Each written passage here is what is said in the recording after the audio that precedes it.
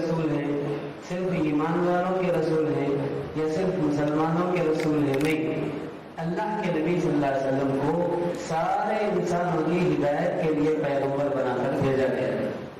اب ہم چونکہ اسلام کے ماننے والے ہیں، قرآن کے ماننے والے ہیں، پیغمبر اسلام حضرت سیدنا محمد رسول اللہ صلی اللہ علیہ وسلم کے ماننے والے ہیں، اللہ ہمارے اس عمل کو قبول فرمائے، تو ماننے والے ہونے کے نتیجے میں ہم نے اسلام اور ایمان اور قرآن کو صرف اپنا سمجھا، اس لیے غیروں تک پہنچانے کی کبھی کوشش نہیں کی، سارے انسانوں تک پہنچانے کی کوئی کوشش ہم نے نہیں کی۔ حالانکہ رسول اللہ صلی اللہ علیہ وسلم بھی سارے انسانوں کے نبی ہیں، قرآن بھی سارے انسانوں کے لیے اتارا گیا ہے، اس کا احساس ہمیں نہیں ہوا۔ اب ہم اس کے قبضہ جما کے بیٹھے۔ اب آپ اندازہ لگاؤ، اگر کوئی بھائی وراثت میں سے اپنے بھائی کا حق مار کے بیٹھے، دوسرا بھائی کیا کرتا ہے؟ ماں وراثت کے مال میں اپنے بھائی کا حصہ نہیں دیا، پورے مال پہ باوا کے خود قبضہ کر کے بیٹھ گئے، دوسرا بھائی کیا کرتا؟ اگر شریف ہے خاموش ہو جاتا، زیادہ شریف ہے، نہیں تو حق کا مطالبہ کرتا، اگر اس کا حق پورا نہیں کیا گیا تو کورٹ میں مقدمہ دائر کرتا اور کسی بھی طرح اپنا حق حاصل کرنے کی کوشش کرتا ہے۔ کیوں نہیں کرتا؟ نہیں کرتا۔ سمجھ میں آ رہی نا بات؟ دائر کرے گا کہ نہیں دے گا؟ اب یہ امانت اللہ تبارک و تعالیٰ نے ہم مسلمانوں کے سپرد فرمائی کہ قرآن کی امانت تمہارے پاس ہے، رسول اللہ صلی اللہ علیہ وسلم کی سیرت اور حکمت یعنی احادیث کی امانت تمہارے پاس ہے۔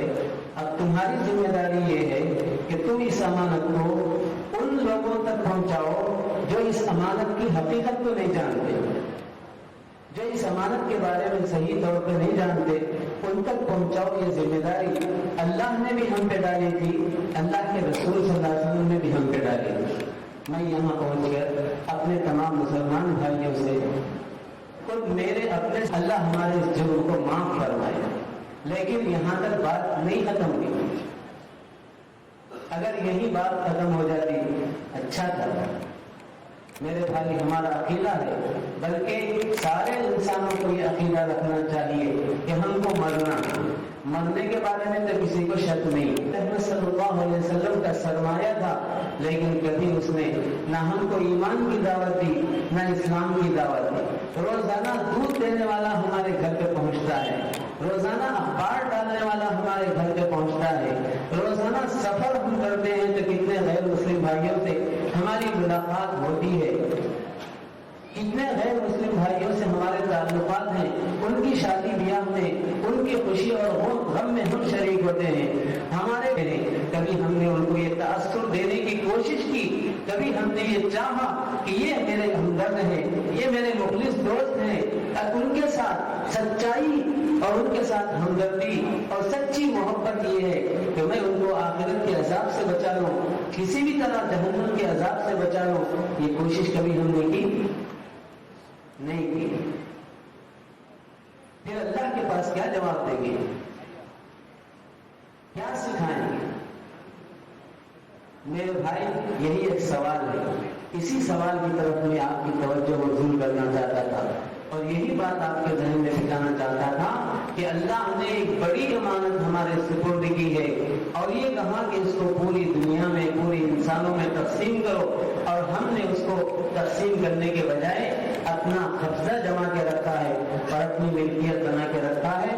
اس بارے میں اللہ کے پاس پکڑ ہوگی، پوچھ ہوگی، اس سلسلے میں ہم کو فکر کرنا ہے۔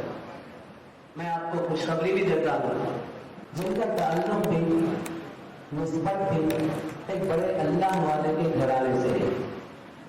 ہمارے شہر کے جو مشہور بزرگان دین ہیں، گزرے ہوئے رات دیکھے اور جو فکر وہاں پیدا کی گئی اور دل کے اندر جو جذبہ ایک سال سے کہ کسی بھی طرح محبوب نگر میں بھی حضرت مولانا کریم صدیقی صاحب دامت برکاتہ ان کا ایک پروگرام ہو، اسی کوشش میں اب انہوں نے دیکھا कि इस काम को तो मैं अकेला अंजाम नहीं दे सकता, तो फिर यहाँ के जिम्मेदारों और हमारे अकाबिर और सरपंचों को भी अंजाम देते हैं। पिछले साल जो तरबियती कैंप हुआ था हैदराबाद में, उसके जिम्मेदारों में शामिल थे मौलाना अब्दुल सलाम अहमदी साहब। और इसी तरह चूँकि प्रोग्राम का अहम मकसद था, इस मकसद को जिसको हम भूले हुए हैं हर एक के जहन में ताज़ा करना भी था, इसलिए चंद गुजारिशात मैंने आपके सामने रखी। अल्लाह तबारक व तआला हम सबको इस काम के बारे में फिक्र करने की तौफीक अता फरमाए, और अल्लाह ने जो अमानत कुरान और हदीस और सीरत की शक्ल में हम मुसलमानों को अता फरमाई है, पूरे इंसानों तक पहुँचाने की कोशिश करने की हमें तौफीक अता फरमाए। मैं